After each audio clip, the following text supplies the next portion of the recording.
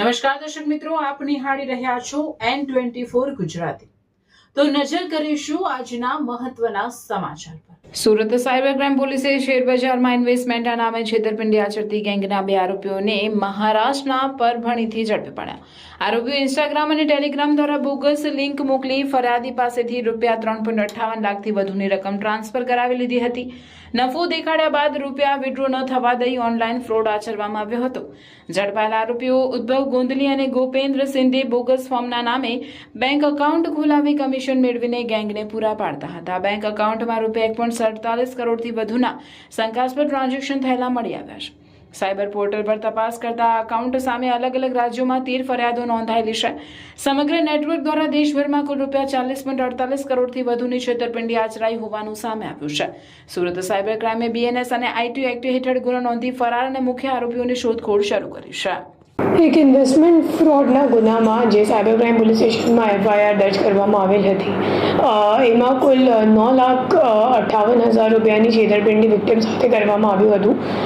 જેમાં જે વિક્ટિમ છે એમને ટેલિગ્રામ મારફતે એક ગ્રુપમાં એડ કરીને પછી એમની ખોટી લિંક એમની સાથે શેર કરવામાં આવી હતી અને એમને એમ કહેવામાં આવ્યું હતું કે તમારું જે રોકાણ છે શેર માર્કેટમાં ઇન્વેસ્ટ કરવામાં આવશે અને તમને વધારો નફો મળશે અને ખોટી લિંકમાં ખોટી રીતે એમને રિટર્ન પણ જોવા મળતું હતું।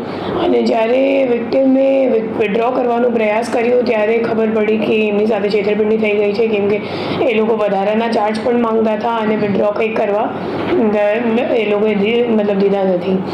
પછી આ ગુનાની તપાસ કરતાં ખબર પડી કે મોટાભાગના જે પૈસા છે એ પરભણી મહારાષ્ટ્રમાં રહેતો ઉદ્ધવ દોંદલી છે, એ અકાઉન્ટ હોલ્ડર છે અને એમના કરંટ અકાઉન્ટમાં મોટાભાગના ટ્રાન્ઝેક્શન્સ થયેલા હતા।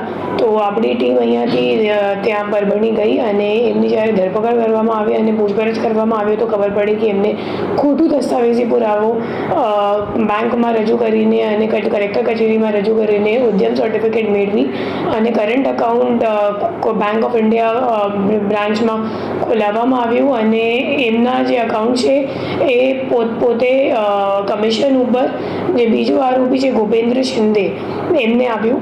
ગોપેન્દ્ર શિંદેની પૂછપરછ દરમિયાન ભારે આવ્યું કે એડિશનલ ઇન્કમ શોધતો હતો અને એ મુજબ એમની સંપર્ક કોઈની જોડે ટેલિગ્રામ પર થઈ અને સામેવાળાએ જ્યારે કરંટ અકાઉન્ટનો ડિમાન્ડ કર્યો હતો ત્યારે એમના ઓળખીતા જે ઉદ્ધવ છે તો એમનો સંપર્ક કર્યો અને એમની પાસેથી કરંટ અકાઉન્ટ ખોલાવીને એમને કમિશન આપ્યું અને પોતે આ જે અકાઉન્ટ છે એ રાજકોટમાં જે ત્રીજો નાસ્તો કરતો આરોપી છે એને કોરિયર કરીને આપ્યું અને હવે જે ગોપેન્દ્ર શિંદે છે એમને આ અકાઉન્ટમાં જેટલું ટ્રાન્ઝેક્શન થયું છે એ તમામ ટ્રાન્ઝેક્શન ઉપર 5%નું કમિશન મળતું હતું અને આ અકાઉન્ટમાં આપણે જોવા જઈએ તો કુલ 3-4 મહિનામાં 1,47 લાખ જેટલાનું ટ્રાન્ઝેક્શન થયેલ છે અને ટોટલ 13 NCCRB ફરિયાદ પણ આખા ઇન્ડિયામાં નોંધાયેલ છે, જેમાં જે છેતરપિંડીની રકમ છે એ 40,48 લાખ રૂપિયાની છે અને હવે જે રાજકોટવાળા નાસ્તો કરતો આરોપી છે એમને શોધવાનો આપણો પ્રયત્ન ચાલુ છે।